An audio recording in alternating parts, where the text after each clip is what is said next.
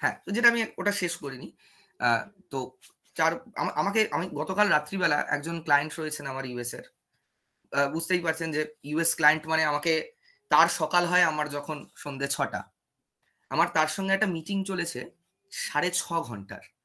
তার ফলে আমি ঘুমোতে গেছি আজকে থ্যাংক ইউ, থ্যাংক ইউ। ঘুমোতে গেছি আজকে সকাল ৯ঃ০০ এবং ঘুম থেকে উঠেছি সকাল ৫ঃ০০। এই পরিশ্রমটা আমাকে করতে হয়। কিন্তু যে মুহূর্তে আমি এই ৯ঃ০০-৫ঃ০০ করলাম, আমার আজকে কিন্তু রাত্রিবেলা ঘুম পাবে না। আমার ৩টে-৪টে বেজে যাবে। এমনিতেও মোটামুটি যারা আমাকে চেনে, এখানে আমি জানি সবাই প্রায় আমাকে চেনে। আমার এই শিডিউলের জন্য আমি রাত্রিবেলা ৩টের সময় ঘুমোতে যাই কোনো কাজ না থাকলেও। আমি সিনেমা দেখি। চাকরি করলে কিন্তু এই জিনিসটা সম্ভব নয়। এবার তাহলে আপনারা প্রশ্ন করতে পারেন যে, তাহলে আমি কোর্স করব কি চাকরি না করার জন্য? না, না সবার পক্ষে একেকজনের প্রেফারেন্স একেক ধরনের হয়। আবার অনেকে চায় না চাকরি করতে। এবার আমি আমার জার্নিটা বলি। আমি অত্যন্ত একজন মিডিওকার স্টুডেন্ট ছিলাম। ক্লাস 10 অব্দি ভালো রেজাল্ট করেছি। কিন্তু এমন যে বিশাল কিছু রেজাল্ট সেটা নয়। মানে তখনকার দিনেরও যেকোনো এভারেজ ছেলে সেই রেজাল্টই করত। আমি জয়েন্ট দিই। আমি জয়েন্ট দিই ২০০৮ সালে এবং একটা মোবাইল নাম্বারের ডিজিটের মতন সেই র‍্যাংকটা হয়। অনেকে হয়তো এখানে আছে তারাও হ্যাঁ, হ্যাঁ, আমি উত্তরগুলো দেব। আমি আগে একটু নিজের সমস্ত কথাটা বলে নিই, তারপরে আসছি। তো আমি সেই বছর রিপিট জয়েন্ট দিই। রিপিট জয়েন্ট দেওয়ার পর ২০০৯ সালে আগের থেকে একটু কম, সেটাও খুব একটা ভদ্রস্ত নয়। এরকম একটা রেজাল্ট করি এবং সেই রেজাল্ট করার পর একটা প্রাইভেট ইঞ্জিনিয়ারিং কলেজে ভর্তি হই। আমি নাম নিচ্ছি না কলেজটার। যেহেতু প্রাইভেট কলেজ, আমি কারোর ব্র্যান্ডিং করতে চাই না। তো সেই প্রাইভেট কলেজে আমি পড়ি ২০১৩ সালে পাস আউট করি এবং সেই সময় একটা সিস্টেম ছিল। কলেজ থেকে তো ক্যাম্পাসিং হতো না। এখনো হয় না, তখনও হতো না। হলেও বিপিওতে হতো। আমি একটা বিপিও জয়েন করেছিলাম। সেই বিপিওতে আমি কি করতাম? আমেরিকান ক্লায়েন্টদেরকে কিছু প্রোডাক্ট বিক্রি করতাম। এখনো অনেকেই করে। কিন্তু আমি দেখলাম আমার যে ব্যাচ ছিল ৪০ জনের, ৪০-৪৫ জনের, বাকিরা ৬০ জনের তখন ব্যাচ হতো। ১৫-১৬ জন ইয়ার ল্যাগ বা ফেল করে যেত বা পাস করতে পারত না ইত্যাদি কারণে আমাদের ৪৫ জনের মতন ব্যাচ ছিল। এই ৪৫ জনের মধ্যে প্রায় ৩০ জন সবাই ব্যাঙ্গালোরে শিফট করে গেল। এবার আমি ভাবলাম ওরা কি চাকরি পেয়ে গেল? তাহলে আমি পেলাম না, ওরা কোথায় ক্যাম্পাসিং করলো যে ওরা চাকরি পেয়ে গেল?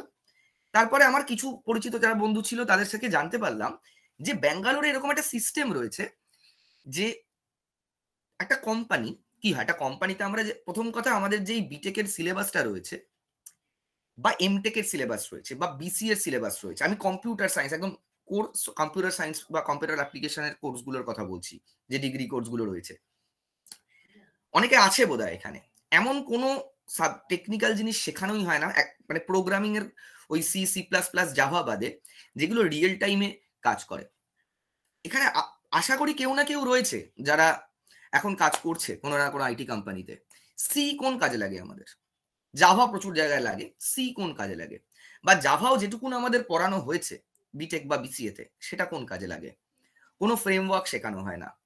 প্রপার টেকনোলজি শেখানো হয় না। তো তাই জন্যই কোম্পানিগুলো বিভিন্ন ধরনের যে এমএনসি গুলো রয়েছে তারা কি করেছে? তারা কিছু এডটেক অনলি হ্যালো ওয়ার্ল্ড। হ্যাঁ, কিছু এডটেক মানে এডটেক মানে ইনস্টিটিউট মানে এডুকেশনাল ইনস্টিটিউট, টেকনিক্যাল এডুকেশনাল ইনস্টিটিউটকে তাদের সঙ্গে টাই আপ এ এসছে। সেই সময় আমি ২০১৩ সালের কথা বলছি। এরা কি করছে? এরা একটা অ্যামাউন্ট নিচ্ছে এই স্টুডেন্টদের থেকে। তাদের ট্রেনিং করাচ্ছে। ফলে কি হচ্ছে? দুটো পুরো উইন-উইন সিচুয়েশন। এই কোম্পানিগুলোকে ট্রেনিং করানোর জন্য কোনো খরচ করতে হচ্ছে না। কারণ হয়তো ১ম ৩ মাস এরা ট্রেনিং করত। এদেরকে টাকা দিতে হতো। যদি ফুল টাকা নাও দেওয়া হয় একটা স্টাইপেন্ড দিতে হতো। তারপরে কাজে লাগাতে পারত। তো তাতে কি হচ্ছে? এই কোম্পানি এই টেক ইনস্টিটিউট গুলো এই স্টুডেন্টদের ট্রেন করে দিচ্ছে, এদের থেকেই টাকা নিয়ে, এদের ফায়দা এবং তারপরে এদের প্লেস করে দিচ্ছে। এতে স্টুডেন্টেরও ফায়দা, আবার কোম্পানিরও ফায়দা। ফলে এই যে ট্রায়াঙ্গেল ৩ টে ডট স্টুডেন্ট, একটা এডুকেশনাল ইনস্টিটিউট এবং একটা কোম্পানি। এই ৩ টে ডট দেখো মিলে যাচ্ছে। স্টুডেন্ট একটা ইনভেস্টমেন্ট করছে তার পড়াশোনার জন্য এবং এই কোম্পানিতে হায়ার হয়ে যাচ্ছে। এই এডটেক কোম্পানিটা স্টুডেন্টদের থেকে টাকা পাচ্ছে এবং তারা যে এই কোম্পানিতে প্লেস করছে তার জন্য তার রেপুটেশন বা ব্র্যান্ডিং বাড়ছে এবং এই কোম্পানিগুলো ৩ মাসের ট্রেনিং এর খরচা বাঁচিয়ে একজন তৈরি স্টুডেন্ট পেয়ে যাচ্ছে। এইটা ছিল সিস্টেম। এই এডুকেশনাল ইনস্টিটিউট গুলো ২০১৩ সালে কত টাকা নিত পার স্টুডেন্টদের থেকে? ৪৫,০০০ থেকে ৬০,০০০ টাকা। কলকাতা থেকে ব্যাঙ্গালোরে গিয়ে থাকতে এবং এই ৩ মাস যদি আমি খুব খারাপভাবেও থাকি, ব্যাঙ্গালোর এত এক্সপেন্সিভ জায়গা। শুধু ব্যাঙ্গালোর যায়নি, ব্যাঙ্গালোর গেছে, পুনে গেছে, দিল্লি গেছে, মুম্বাই গেছে, হায়দ্রাবাদ গেছে, চেন্নাই গেছে। মিনিমাম ৩০ থেকে ৩৫,০০০ বা ৪০,০০০ টাকা খরচা হতো। টোটাল তাহলে আমার কত লাগলো? প্রায় ১,০০,০০০ টাকা। আমি এডুকেশনাল লোন নিয়ে আমাকে আমার বাবা পড়িয়েছিল। সেই সময় আমার বাবার পক্ষে পসিবল ছিল না। আর তখন তো সেটা তো লোন নিয়ে গেছে। ১,০০,০০০ এই ১,০০,০০০ টাকা তো লোন নেওয়া যায় না। হ্যাঁ, নিলে পার্সোনাল লোন নিতে হবে। আবার সেটার ইএমআই গুলো। যে আমি ৪ বছর আমার ছেলেকে একটা ইঞ্জিনিয়ারিং কলেজে পড়াচ্ছি। তারপরে আমাকে আবার ১,০০,০০০ টাকা ইনভেস্ট করতে হচ্ছে যাতে সে একটা চাকরি পায়। তাও কোনো সিউরিটি নেই, পেতে পারে। আমার ছেলে যে ব্যাঙ্গালোরে গিয়ে পড়াশোনা করবে তার কোনো গ্যারান্টি নেই। তার কারণ আমি তো তখন আনন্দবাজারে লেখালেখি করছি। তখন আমি ফুল টাইম রাইটার। সেমিস্টারের আগের দিন ছাড়া পড়াশোনা করি না। সারাদিন লিখি। আমার বাবা সেই রিস্কটা নেয়নি। ফলে আমাকে কি করতে হলো? আমাকে বিপিওতে ১.৫ বছর চাকরি করতে হলো। এবং ১.৫ বছর চাকরি করার পর আমি দেখলাম যে না, এক তো বিপিওতে কোনো গ্রোথ হবে না। মানে আমি যে ফিল্ডে ছিলাম অনেক বিপিওতেই গ্রোথ হয়। কিন্তু সেটা মানে obviously হ্যাঁ, গোবিন্দ একটু দাঁড়ান, আমি আপনার কথা শুনবো। আমি নোট এটাই করে রেখেছি যে আমার জার্নিটা বললে আপনারা বুঝতে পারবেন যে এভাবেও এগোনো যায়। তো হ্যাঁ, যেটা বলছিলাম, আমার বাবার পক্ষে সম্ভব না। তো হ্যাঁ, যেটা হলো বিপিওতে গ্রোথ সেরকম আমি এক্সপেক্ট করিনি। তো আমি ঠিক করলাম আমি মাস্টার্স করব। আমাকে আবার ফিরতে হবে। আমি আগেরবার পড়াশোনা করিনি। এবার আমি পড়াশোনা করব। তো আমি গেট দিলাম। ১ বছর ভালো করে পড়াশোনা করলাম। ২০১৫ সালে শুরু করলাম। ২০১৬ সালে ক্র্যাক করলাম এবং যাদবপুর ইউনিভার্সিটিতে ঢুকলাম। এবং আমি প্রোগ্রামিং পারতাম না। আমার কাছে প্রোগ্রামিং বিষয়টাই না পুরো হিব্রু ভাষা ছিল। পুরোটাই হিব্রু ভাষা। আমি বুঝতেই পারতাম না। কি হচ্ছে, কেন হচ্ছে কিছুতেই বুঝতে পারতাম না। প্রোগ্রামিং ছাড়া বাকি আরো অনেক সাবজেক্টস আছে যেটা করলে গেট ক্র্যাক করা যায়। আমি গেট ক্র্যাক করলাম এবং যাদবপুর ইউনিভার্সিটিতে ঢুকলাম। Thank you Subhadeep. তো যাদবপুর ইউনিভার্সিটিতে ঢুকেও আমি দেখলাম যে সব হচ্ছে এবং যাদবপুর ইউনিভার্সিটিতে পড়াশুনো হয়। ভালো মতন পড়াশুনো হয়। আ কিন্তু সেই কারিকুলামেও ফাইনালে গিয়ে মানে আমার সমস্যাটা কি হলো, যখন ফাইনাল প্রজেক্ট আমি করতে গেলাম না, সেখানেও প্রোগ্রামিং এর দরকার। আমার সমস্ত ডেটা স্ট্রাকচার জানি আমি, কি বলে কম্পিউটার নেটওয়ার্ক জানি, ডিবিএমএস জানি, সমস্ত থিওরিটিক্যাল জিনিস আমি জানি। কিন্তু আমি জানি না কোডিং করতে। এইখানেই হয়ে গেল আমার সমস্যা যে আমি প্রোগ্রামিং জানি না। এবার প্রোগ্রামিং না জানার ফলে কি হলো, আমি একটা লোককে দিয়ে করালাম। সত্যি কথা আমি বলছি। আমি একটা লোককে হেল্প চাইলাম যে আমি পুরো স্ট্রাকচারটা তৈরি একটা থিসিস পেপার জমা দিতে হয়। আমি স্ট্রাকচারটা তৈরি করেছি, ভাই তুমি আমার একটু কোডটা করে দাও। একদিনে করে দিল। আমি খালি ভাবলাম যে এতই যদি সোজা জিনিস হয়, আমার এই পুরো জিনিসটা করতে ১ বছর লাগলো। আমি যে থিসিস পেপারটা বানালাম সেটার অঙ্ক, ক্যালকুলেশন মানে রিসার্চ ইচ অ্যান্ড এভরিথিং করতে আমার ৩৬৪ দিন লাগলো। জাস্ট কোডিংটা আমি জানি না, সেটাও একদিনে ওই যে জিনিসটা আমি করলাম সেটাকে কোড করে দিল। আমি সাবমিট করলাম থিসিস এবং খুব আ আমি দিচ্ছি। সব আসছি আমি। সব আসছি আমি। হ্যাঁ, তো সাবমিট করলাম, ভালো রেজাল্ট হলো। তারপর আমি আ আ গেট দেওয়ার পর যাদবপুরে পাস করলাম। ভালোই নাম্বার পেয়ে মোটামুটি আমার 70 আমি ডিস্টিংশন না কি বলে ওইসব নিয়েই পাস করেছি। তো তারপরে আমি টেকনো ইন্ডিয়াতে পড়াতে ঢুকলাম। টেকনো ইন্ডিয়াতে আমি আ ল্যাব অ্যাসিস্ট্যান্ট এবং একজন প্রোগ্রামিং শিক্ষক হিসেবে ঢুকলাম। খুব লজ্জার বিষয় এবার। আমি নিজে প্রোগ্রামিং জানি না। স্টুডেন্টদের কি শিখাবো? সম্ভব নয় স্টুডেন্টদের শেখানো। আমি যদি প্রোগ্রামিং না জানি আমি কি শিখাবো? এই লজ্জাটা আমি নিতে পারতাম না। কিন্তু কিছু একটা করতে হবে। আমার কাছে তখনও টাকা নেই। আমার বাবা আমাকে আর টাকা দেবে না। আমার কাছে টাকা নেই, বাবা আমাকে টাকা দেবে না। কি করব? আমি এমন একটা জিনিস করলাম যেটা হলো YouTube সার্চ। YouTube থেকে প্রচুর তারপরে আ Udemy র কোর্স, অমুক জায়গার কোর্স, তমুক জায়গার কোর্স সব তারপরে W3 স্কুলস। W3 স্কুলস বলে একটা দুর্দান্ত ওয়েবসাইট আছে। সমস্ত প্রোগ্রামিং ওখানে হাতে কলমে শেখায়। এই সবকটা দেখলাম। দেখার পর আমি বুঝলাম এই যে ফ্রি এলিমেন্টস গুলো রয়েছে, এটা একটা গল্প রয়েছে। টেকনোতে নয়। আমি কোভিড এর সময় আর টেকনোতে ছিলাম না। তখন আমি সুইচ করে অন্য তখন আমি অ্যাসিস্ট্যান্ট প্রফেসর ছিলাম। হাফ স্যালারি দিচ্ছিল, মানে হাফ হাফ করে দিচ্ছিল। 1 তারিখ স্যালারি দিচ্ছিল, আবার 28 তারিখ স্যালারি দিচ্ছিল। যারা সংসার, আমি সবে বিয়ে করেছি, আমি আসছি সেগুলো সমস্ত গল্পতে আসছি। তো এটা সিনক্রোনাইজ করে না, মানে 1 এর পর 9 পড়াচ্ছে, 9 এর পর 3 পড়াচ্ছে, 3 এর পর 6 পড়াচ্ছে।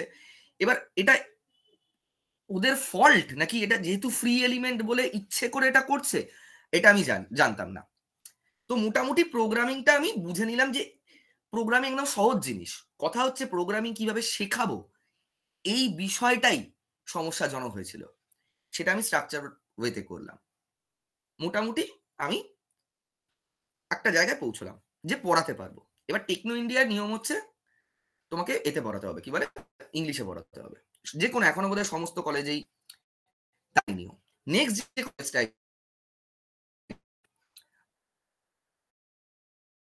খুব ভালো কলেজ, মানে কলেজের ম্যানেজমেন্ট খুব ভালো, কিন্তু বাংলায় যেটা একটা সমস্যা হয়েছে না, বাংলায় না স্যালারিটা খুব কম। মানে আমারও যে স্টুডেন্টরা এখন প্লেসড হয়, ফ্রি কোর্স দেখতে গিয়ে আমি ফেস করেছি। হ্যাঁ, এটা একটা সমস্যা আছে, সিনক্রোনাইজ ওয়েতে হয় না। হ্যাঁ, তো বাংলায় না সবকিছুতে স্যালারি কম। আমাদের এখান থেকেই তো এত কষ্ট করে 6 মাস ধরে কোর্স করে যারা কলকাতায় চাকরি নিচ্ছে 15, 16, 18, বাইরে এটাই গেলে বাইরে পাবে 40, 45। এখানেও সমস্যা আছে, বাইরের মানে যে এক্সপেন্স, আমাদের এখানে আমাদের 30 টাকায় লাঞ্চ হয়ে যেতে পারে, একটা ভেজ থালি পাওয়া যায় অফিস পাড়াতে, ওখানে পাবেন না, ব্যাঙ্গালোরে পাবেন না, বা পুনেতে পাবেন না। যাই হোক, এগুলো তো সবাই জানে, এগুলো আলাদা করে বলার কিছু নেই, আমি আমার এটা বলি। তো পরে যে কলেজটায় গেলাম, এত স্যালারি কম, তাও ঠিক আছে। এবার ওখানে অতটা কড়াকড়ি ছিল না যে ইংরেজিতেই পড়াতে হবে। আমি যখন পড়াচ্ছিলাম ইংরেজিতে, শুরুতে আমি ইংরেজিতেই পড়াতাম, তখন দেখলাম যে অনেকে ব্যাক বেঞ্চার, বিশেষ করে যেহেতু আমি ব্যাক বেঞ্চার ছিলাম, তো আমি খুব রিলেট করতে পারি ব্যাক বেঞ্চারদের সঙ্গে। ব্যাক বেঞ্চারদের মধ্যে না একটা নেচারের, মানে একটা দ্বৈত আছে। ব্যাক বেঞ্চাররা যদি সামনে যে পড়ায়, সে যদি ভালো পড়ায়, মন দিয়ে শোনে, কিন্তু কোনোভাবে যদি কনসেন্ট্রেট না করতে পারে, ফার্স্ট বেঞ্চে যারা বসে তারা কনসেন্ট্রেট করতে না পারলেও করতেই হবে, করতেই হবে, করতেই হবে। ব্যাক বেঞ্চারদের কিছু এসে যায় না, তারা ভাবে হয়ে গেছে, এবার আমি পেন ফাইটিং করব, বা কোথাও ঘুরতে যাওয়ার প্ল্যানিং করব, বা আজকে কোথায় খেলতে যাব তার প্ল্যানিং করব। ব্যাক বেঞ্চারদের মেন্টালিটি এটা হয়, মানে আমি নিজে থেকে বলছি। কেউ পড়াচ্ছে, আমার দুর্দান্ত লাগছে, আমি একদম পুরো পড়াশোনা করব, কিন্তু যদি একবার আমার কনসেন্ট্রেশন চলে যায়, আমি সেখান থেকে সরে যাব। এই মেন্টালিটিটা আমি বুঝতাম। তো আমি যেটা ঠিক করলাম, যে আমি ক্লাসরুমের এদিক থেকে পড়াবো না, আমি এদিক থেকে 15 মিনিট পড়াবো, ওই সাইড থেকে আবার 15 মিনিট পড়াবো, তাতে ফার্স্ট বেঞ্চাররাও যাতে ব্যাক বেঞ্চার হয়ে যায়। তাহলে কি হবে, ব্যাপারটা অ্যাভারেজ হবে। আমি 15 মিনিট ওদিকে গিয়ে পড়ানো শুরু করলাম। তো দেখলাম যে ব্যাক বেঞ্চার আমার দিকে তাকাচ্ছে, ওটা অবভিয়াসলি আমি সামনে আছি তাই জন্য গল্প করতে পারবে না, কিছু তো করতে হবে, টাইম কাটছে না, বোর হয়ে যাবে, ঘুমিয়ে পড়লেও তো অসুবিধা। ওরা শোনার চেষ্টা করছে, কিন্তু কিছুক্ষণ শোনার পরেই কনসেন্ট্রেশন হারিয়ে ফেলছে। আমি বললাম কি হয়েছে, আমি জিজ্ঞেস করলাম যে কি হয়েছে তোর, এই তো শুনছিলিস 2 মিনিট আগে। বলছে আপনি একটু বাংলায় বলুন না, তাহলে আমার সুবিধা হবে। আমি বাংলায় বললাম। ঠিক এই মুহূর্ত থেকে না ক্লাসের সিনারিওটা বদলে গেল। আমি আমাকে দুদিকে আর যাওয়ার দরকার হলো না, আমি মাঝখানে একটা বেঞ্চে বসলাম, এবং সেই সেমিস্টারে আমার যে কটা আমি ক্লাস নিতাম, প্রত্যেকজনের অ্যাভারেজ নাম্বার এলো। মানে হয় না যে একজন 70 পেয়েছে, একজন 50 পেয়েছে, ব্যাপারটা এই বা একজন 30 পেয়েছে, বা একজন ফেল করেছে, এই ব্যাপারটা এরকম হয়ে গেল, এবং কেউ সাপ্লি পেল না সে বছর। একজনও আমার কোনো সাবজেক্টে সাপ্লি পেল না, এবং আমি বুঝতে পারলাম এইটা হচ্ছে সমস্যা। আমরা মাতৃভাষাতে ভাবি, যখনই আমাদের মাতৃভাষা ভিন্ন অন্য কোনো ভাষা, সেটা হিন্দি হলেও আমাকে একটা পার্টিকুলার টাইম ট্রান্সলেশন করতেই হয়। এবার প্রচুর লোকের এটা বলতে হবে যে কি হবে মাতৃভাষায় শিখে, গিয়ে তো ইন্টারভিউটা ইংরেজিতে দিতে হবে। তো ইংরাজি শেখো, স্পোকেন ইংলিশ শেখো, স্পোকেন ইংলিশ প্র্যাকটিস করো। একটা ভাষাই তো, ভাষাটা আলাদা করে শিখতে কি এসে যায়, অবভিয়াসলি আমাদের ইংরেজি জানতে হবে, কিন্তু যে সাবজেক্টটা আমি পড়ছি সেটা আমি মাতৃভাষায় শিখবো। কেন, যারা বাংলা মিডিয়ামে পড়েছি আমরা, তারা কি ইংরেজি বলতে পারি না কেউ? সাবজেক্টটা মাতৃভাষায় শিখবো এবং ইংরাজি বলতে শিখবো, দুটো আলাদা জিনিস। সবাই আমাকে নিয়ে খিল্লি করে, ফেসবুকে তো হয়ে যায়, বিভিন্ন জায়গায় বিভিন্ন গ্রুপ খোলা হয়ে গেছে, যে বিভিন্ন মানে ফেক প্রোফাইল খোলা হয়েছে আমার নামে, যে এই কি বলে, জোর করে আমি নাকি বাংলায় একটা মিথ্যে কথা বলছি, যে বাংলায় প্রোগ্রামিং শেখা যায় না। আরে ভাই, প্রোগ্রামিংটা তোমাকে ইংরেজিতেই করতে হবে, যে সিনট্যাক্সটা আমরা লিখছি, যাই করি সেটা ইংরেজিতেই করতে হবে, কিন্তু আমি শিখবো, আমি লেকচারটা আমি তোমাকে বলছি যে ভাই এইটা হলো এইটা, এক্স এর ভ্যালু যদি 3 হয়, ওয়াই এর ভ্যালু যদি 2 হয়, তাহলে Z equal X plus Y হয়, জেড এর ভ্যালু 5। এক্স শব্দটা কি বাংলা, ওয়াই শব্দটা কি বাংলা, বা না জেড শব্দ, জেড অক্ষরটা মানে এই অক্ষরগুলো কি বাংলা, না 2 3 5টা বাংলা? আমি বাংলায়, এই যে বাংলায় বোঝাচ্ছি, এটা বুঝতে সুবিধা হচ্ছে। আমাকে কি বলতে হবে? আমাকে ইন্টারভিউতে গেলে আমাকে কি জিজ্ঞেস করবে? ফার্স্ট জিজ্ঞেস করবে, প্লিজ ইন্ট্রোডিউস ইউরসেলফ। আমি কি বলবো? My name is Nirmal Sengupta, I have passed from অমুক কলেজ অ্যান্ড অমুক ইউনিভার্সিটি। এগুলো তো বল। এটার সঙ্গে প্রোগ্রামিং এর কি সম্পর্ক? এটার সঙ্গে সাবজেক্টের কি সম্পর্ক? আমরা ফিজিক্স পড়িনি, আমরা ফিজিক্সের সান্দ্রতা পড়িনি, সান্দ্রতা শব্দটা শিখিনি যারা আমরা বাংলা মিডিয়ামে পড়েছি। আমরা ঘর্ষণ জানি না, ঘর্ষণ শব্দটা আমাদের পড়তে হয়নি, রোধ শব্দটা আমাদের পড়তে হয়নি। বায়োলজিতে হ্যাঁ, আমার যেগুলো ইংরেজির দরকার নেই করার, মাইটোকন্ড্রিয়া, গলগি বডি আমরা ইংরেজিতে পড়েছি, কিন্তু সেটার সেই মানে টার্মস গুলো যেগুলো ইংরেজিতে করতেই হবে, সেই টার্ম গুলো তো ইংরেজিতেই করতে হবে। কিন্তু কি বলা হতো? মাইটোকন্ড্রিয়া হলো একটা কোষের ওই কি ল্যাবরেটরি যেখানে সবকিছু হয়, মানে এই ধরনের। আমি বায়োলজি পুরো ভুলে গেছি। কথাটা তো বাংলায় লেখা থাকতো। তো বিদ্যাস্তুর মেন উদ্দেশ্যই ছিল শুরুতে বাংলায় শেখা, তারপরে তুমি ইংরেজি শেখো না। তো যাই হোক, এবার আমি আবার আমার জার্নিতে ফিরে আসি। চলছিল আমার সেই সময় যে স্যালারি ছিল তাতেই আমি মেনে নিয়েছিলাম। প্রাইভেট টিউশন করতাম, বিভিন্ন ছাত্রছাত্রীর বাড়িতে গিয়ে পড়াতাম। তারপরে এবং বাড়িতে গিয়ে যারা আমরা পড়াই, যদি ইংলিশ মিডিয়াম স্টুডেন্টকেও পড়াই, আমরা তো বাংলাতে কথা বলি তো, নাকি সারাক্ষণ ইংরেজিতে কথা বলি? যাই হোক, এইবার কোভিড এর সময় যেটা হলো, অবভিয়াসলি সমস্ত কোম্পানিতে হয়েছে। এক তো প্রচুর পরিমাণে ছাঁটাই হলো, স্যালারি কমিয়ে দেওয়া হলো, স্যালারি দুবারে দেওয়া হলো, মানে প্রচন্ড অসুবিধা চলছিল। তো আমি, এবং সব থেকে বড় কথা, আমার প্রাইভেট টিউশন গুলো বন্ধ হয়ে গেছিল, আমি তো গিয়ে পড়াতে পারছি না। তো আমি ফেসবুকে জাস্ট লিখলাম যে পাইথন প্রোগ্রামিং, তখন এই মানে ওই টাইমটা 18 19 20 সালে মেশিন লার্নিং, ডেটা সায়েন্স, তারপর আর্টিফিশিয়াল ইন্টেলিজেন্স, এইগুলোর খুব মানে আস্তে আস্তে চর্চায় আসতে শুরু করলো। এখন তো পুরোপুরি এগুলোই চলছে। তো আমি সার্চ করে দেখলাম যে পাইথন প্রোগ্রামিং হলো সব থেকে, মানে এইটা দিয়েই হয় সবকিছু, পাইথন প্রোগ্রামিং দিয়েই হয় সবকিছু। তো তারপরে আমি সার্চ করে দেখলাম যে সত্যি তো পাইথন প্রোগ্রামিং শেখা খুব এত সহজ, প্রচন্ড সহজ সিনট্যাক্স, আর বাচ্চা ক্লাস 5 6 এ শিখে ফেলতে পারে। কিন্তু আমাদের বিটেকে বা বিসিএ তে পাইথন প্রোগ্রামিং নেই, ইলেকটিভ সাবজেক্ট হিসেবে আছে। ইলেকটিভ সাবজেক্ট হিসেবে আছে, না সেই এবং ইলেকটিভ সাবজেক্ট এই কলেজগুলোতে আবার কি সমস্যা? ইলেকটিভ সাবজেক্ট আছে, তুমি ইলেক্ট করতে পারবে না, তুমি সেই সাবজেক্টটা নিতে পারবে না। কেন? কারণ ওই সাবজেক্টটা পড়ানোর কোনো ফ্যাকাল্টি নেই, এই জন্য ওই সাবজেক্টটা পড়ছেই না কেউ। যেটা কম্পালসারি হওয়া উচিত, সেই সাবজেক্টটা পড়ানোর লোক নেই। এবার বললাম কেন লোক নেই? তারপর আমি দেখলাম সমস্ত সিলেবাস ইত্যাদি ঘেটে, ইংলিশ মিডিয়াম, সিবিএসসি এবং আইসিএসসি বোর্ডে 9 10 11 12 জাভা ম্যান্ডেটারি, মানে কম্পালসারি একটা সাবজেক্ট বাচ্চাদের পড়তে হয়। আমি গেছিলাম ডন বস্কোতে পড়াতে, ওই সিকিমের ডন বস্কোতে পড়াতে, দুর্দান্ত এক্সপিরিয়েন্স। এখানে পড়াচ্ছি, পাশে কাঞ্চনজঙ্ঘা, দারুণ এক্সপিরিয়েন্স। জাভা পড়াতে গেছিলাম আমি। আর সিবিএসসি তে তো আরো, সিবিএসসি তে ক্লাস 4 এ আছে স্ক্র্যাচ প্রোগ্রামিং, যেখান থেকে আস্তে আস্তে এই লজিক্যাল সেন্সেস ব্লক বিল্ডিং করে তৈরি হয়। দেন 5 এও স্ক্র্যাচের লোগো রয়েছে, লোগো। 6 এ রয়েছে পাইথন প্রোগ্রামিং, 6 এ, ক্লাস 6 এ। ক্লাস 7 এ রয়েছে এইচটিএমএল সিএসএস, 8 এ আবার অ্যাডভান্স পাইথন প্রোগ্রামিং, 9 10 এ রয়েছে ডেটা সায়েন্স, 11 12 এ রয়েছে 9 10 এ ডেটা সায়েন্সের বেসিক্সটা, 11 12 এ ডেটা সায়েন্সের অ্যাডভান্স পার্টটা। ক্লাস 5 থেকে 12 অবধি সিবিএসসি বোর্ড, এবং ক্লাস 9 থেকে 12 অবধি আইসিএসসি বোর্ড কম্পালসারি ভাবে প্রোগ্রামিং ল্যাঙ্গুয়েজ শেখে, কম্পিউটার সায়েন্স শেখে। আর আজকে আমি যখন ফার্স্ট ইয়ারে ভর্তি হতে গেছি, যখন আমার প্রথম সি প্রোগ্রামিং যে শেখাতে এসছে, সে শেখাচ্ছে, আমার কাছে পুরো নতুন বিষয়টা। তার কারণ আমাকে স্কুলে শেখায়নি।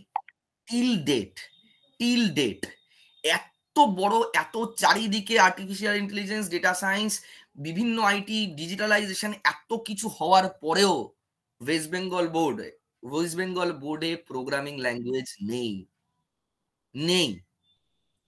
এই সমস্যাটা কেন সমাধান হচ্ছে না, আমি কোনো পলিটিক্যাল কথা বলতে চাই না, আমি জানি না। স্টুডেন্টদের কতটা, যে আমরা এই বাংলা মিডিয়ামে যারা পড়ি, এখনো 89% স্টুডেন্ট বাংলা মিডিয়ামে পড়ে, তারা এই ফেসিলিটিটা পাচ্ছে না। 89% বাঙালি বাকি 11 জনের থেকে পিছিয়ে থাকছে। এর মধ্যে কজন পারবে? আমরা আজকে এই 12th ফেল দেখছি। 12th ফেলে যে মনোজ কুমার শর্মা যে স্ট্রাগলটা করেছে, ওই স্ট্রাগলটা করার দম কজনের থাকে?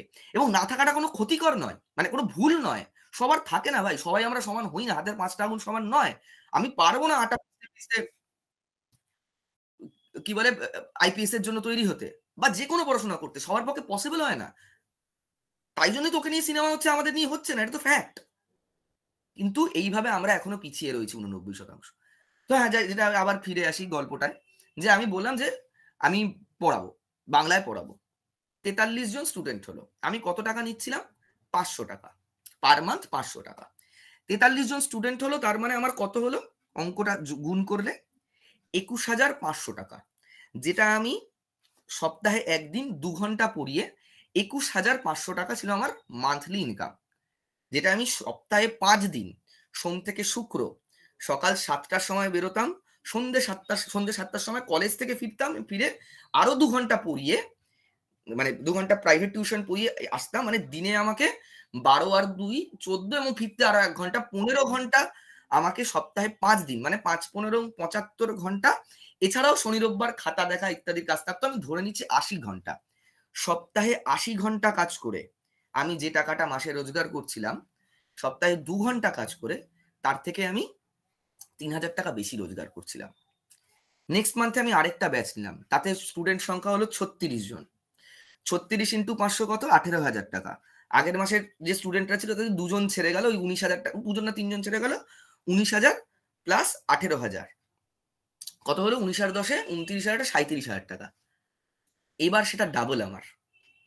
সপ্তাহে 4 ঘন্টা খরচা করে, সপ্তাহে 80 ঘন্টা খরচা করে যেটা পাচ্ছিলাম, তার ডাবল। আমি কি করলাম? তার পরের মাসে চাকরিটা ছেড়ে দিলাম। আমি পড়াচ্ছি পড়াচ্ছি পড়াচ্ছি, একটা টাইমে গিয়ে দেখলাম আমি আর পারছি না, মানে আমার লোডটা কলেজের থেকে বেশি হয়ে গেছে। ইনকামটার কথা আমি বাদ দিলাম, আপনি হিসেব করে নিন। আমি কি করলাম? ফ্যাকাল্টি রাখলাম একজন, যে আমার সঙ্গে সেও পড়াবে, সে এখনো পড়ায়, এখনো তার ডেটা অ্যানালিটিক্সে যারা এখানে আমাদের স্টুডেন্ট রয়েছে তারা তার কাছেই পড়ে, আমারই ক্লাসমেট। ও একটা কলেজে পড়াতো সেই সময়। ওকে বললাম যে তুই যদি আলাদা কোনো চাস, তো আমরা দুজন ভাগাভাগি করে নিলাম। এই সময় আমাদেরই একজন স্টুডেন্ট, পাইথনে আমারই স্টুডেন্ট, ফরিদ। ফরিদের হয়তো স্টুডেন্ট প্রচুর রয়েছে। ও এসে বললো, দাদা পাইথন প্রোগ্রামিং তো শিখছো, মানে শেখাচ্ছ, তুমি যদি ফুল স্ট্যাক ওয়েব ডেভেলপমেন্ট শেখাও, এখন সব অনেক মানে প্রচুর জব ভ্যাকেন্সিস ওয়েব ডেভেলপমেন্টের উপর আসে, তুমি যারা শেখাতে পারো react JS, node JS, express JS, মানে এইচটিএমএল সিএসএস, জাভাস্ক্রিপ্ট। আমি দেখলাম এর মধ্যে 70% আমি জানি, 30% আমি জানি না, আমার এখন সময় মানে সুযোগ নেই যে আমি আবার ওটা শিখে পড়বো। আমি বললাম তুমি তাহলে পড়ো। ও বললো ঠিক আছে আমি পড়াচ্ছি। এলো। এরপর আমি আমার পার্টনার অভিক সরকার, তাকে বললাম যে এত স্টুডেন্ট হয়ে গেছে, আমি কি করবো, আমাকে আর অনেক ফ্যাকাল্টি রাখতে হবে, এবং সমস্ত কল আমি নিতাম। এইবার আমি বিষয়টাকে রোজগারের খুব সুন্দর একটা জায়গা দেখলাম, যে এটা থেকে আমি সেই রোজগারটা করতে পারি যে রোজগারটা আমি কোনোদিন চাকরি করে করতে পারবো না। আমি কি করলাম? আমি সার্চ করার চেষ্টা করলাম, সেই যে ইনস্টিটিউট গুলোর কথা বলেছিলাম, তারা তো শুধু পাইথন প্রোগ্রামিং পড়ায় না। ওয়েব ডেভেলপমেন্টে যখন প্রচুর স্টুডেন্ট এলো, আমি দেখলাম শুধু পাইথন প্রোগ্রামিং শিখিয়ে লাভ নেই, আমাকে তার সঙ্গে এসকিউএলটা শেখাতে হবে, আমাকে তার সঙ্গে পাওয়ার বিআইটা শেখাতে হবে, আমাকে তার সঙ্গে ট্যাবলুটা শেখাতে হবে, আমাকে অ্যাডভান্স এক্সেলটা শেখাতে হবে। আমি সার্চ করা শুরু করলাম, যে এবার আমি তো কোনোদিন চাকরি করিনি, আমি তো পড়িয়েছি খালি। আমি বুঝলাম শুধু পড়ালে হবে না, যে চাকরি করেছে প্রপারলি, একটা ইন্ডাস্ট্রিতে চাকরি করেছে, 6-7 বছর ইন্ডাস্ট্রিতে চাকরি করেছে, সে যেটা শেখাতে পারে আমি পারবো না। কি করে পারবো? আমি তো চাকরি করিনি, ও ছেলেটা তো চাকরি করেছে। আমি এরকম সমস্ত ফ্যাকাল্টিদের খোঁজা শুরু করলাম। এবার কথা হচ্ছে, এই সাবজেক্ট গুলো পড়াতে লোকে লাখ টাকা, 1.5 লাখ টাকা, 2 লাখ টাকা নেয়। আমি নিতেই পারি, আমি দিতে পারি আমার ফ্যাকাল্টিদের 1-1.5 লাখ টাকা। তাহলে কি করতে হবে? আমার স্টুডেন্টদের থেকে সেই টাকাটা নিতে হবে, যেটা অন্যান্য যারা 1-1.5 লাখ টাকা দেয় তাদের সমান কোর্স ফিস। একটু আমি স্ক্রিন শেয়ার করছি, একটু কোর্স ফিসটা দেখাই। ঠিক আছে, একটু কোর্স ফিসটা দেখাই। আমি একটু স্কেলার একাডেমিতে যাই।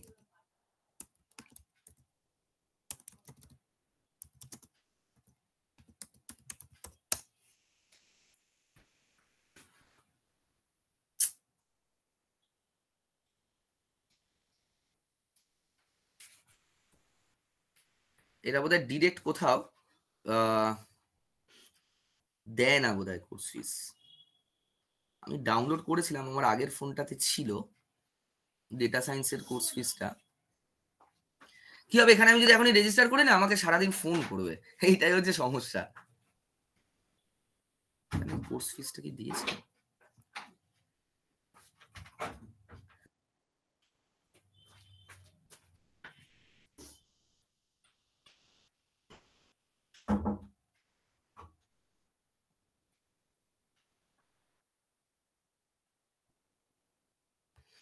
এত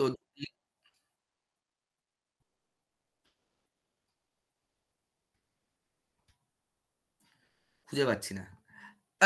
এখন সময় নষ্ট করবেন না খুঁজে, একটু সার্চ করে দেখবেন, ঠিক আছে? মানে একটু আপনার একটু এই ভিডিওটা শেষ করার পর সার্চ করে দেখবেন। লাস্ট বার দেখেছিলাম বোধহয় 1,59,000 টাকা।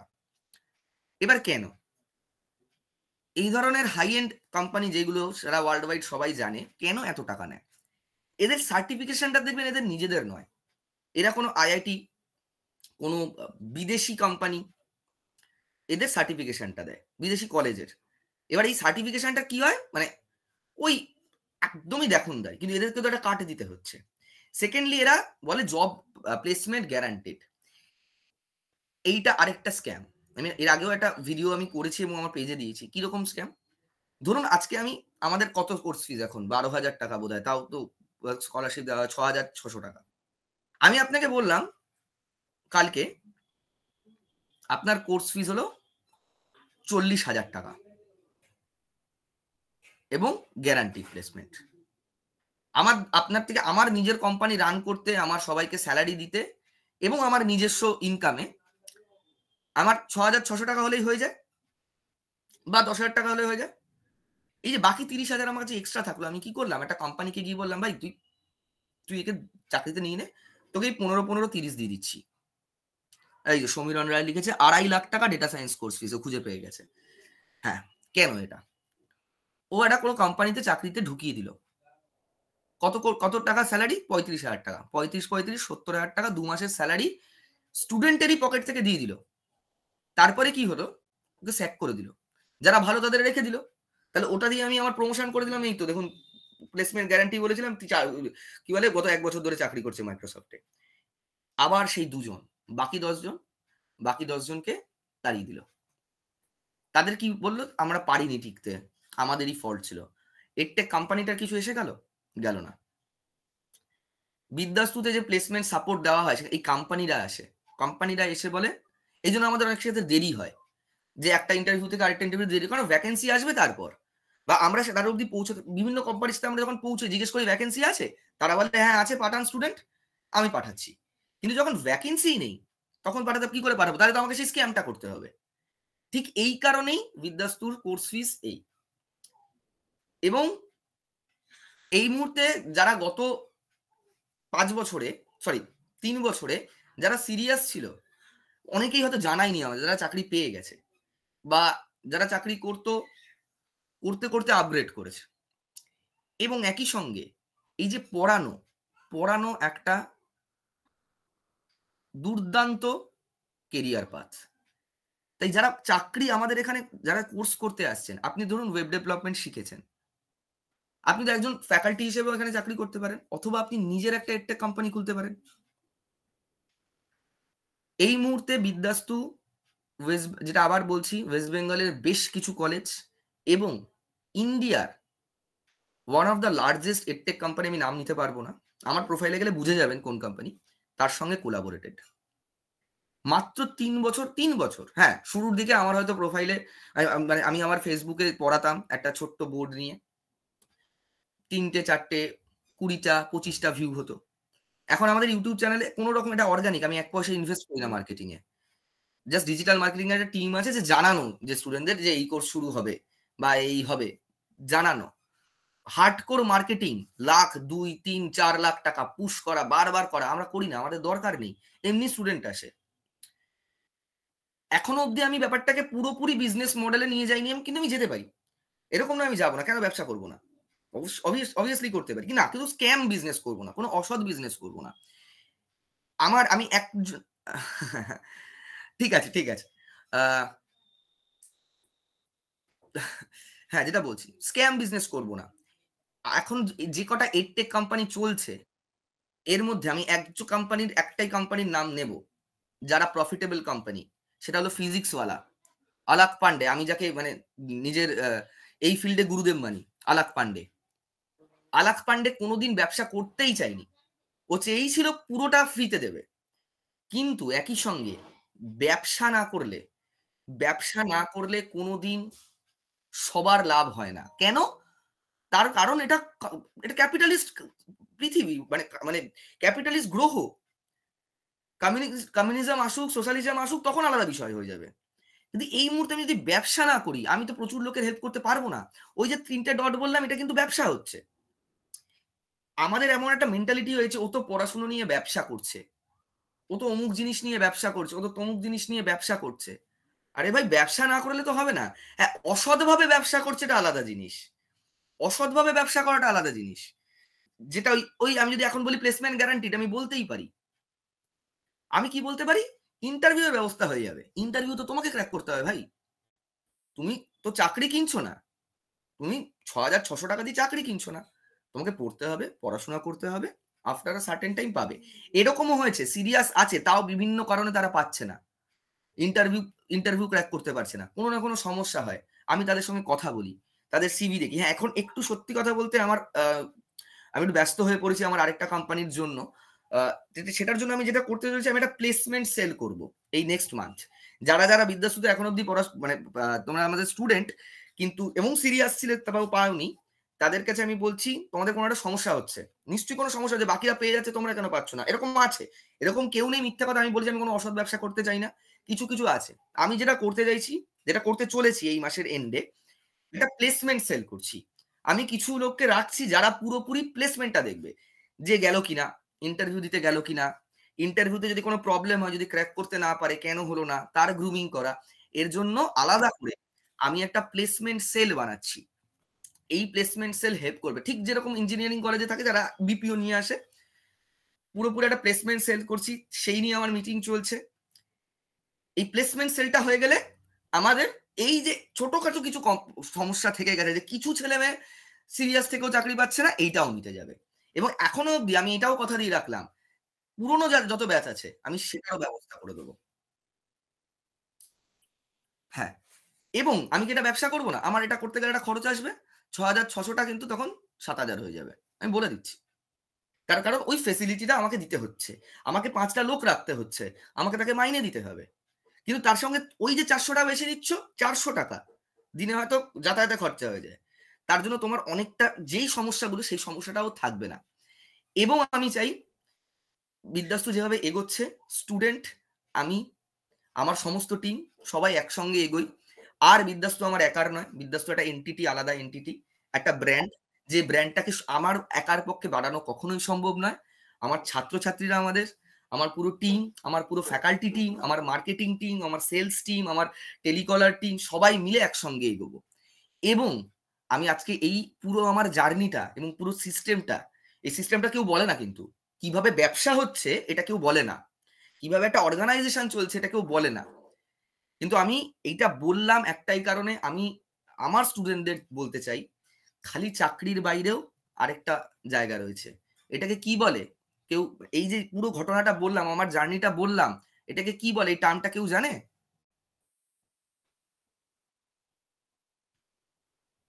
এটাকে বলে এন্টারপ্রেনিউরশিপ। শার্ক ট্যাঙ্ক, এই এন্টারপ্রেনিউরশিপটা তোমরা করতে পারো। ফরিদ স্যার জাভাস্ক্রিপ্ট এত দুর্দান্ত শেখান, কি বলবো। থ্যাংক ইউ দাদা। হ্যাঁ, হ্যাঁ। হ্যাঁ, এবং আমি আমার ফ্যাকাল্টিদের শুধু ৭ বছরের এক্সপেরিয়েন্স হলেই হয় না। তারা পড়াতে পারে কিনা সেটা দেখে তারপর তাদের সঙ্গে আমাদের মানে তাদের জয়েন করাই। তো এটাই বলার ছিল। এবার আমি একটু মিউটটা অফ করে দিচ্ছি। আ কারো কোনো প্রশ্ন থাকলে হাত তোলো।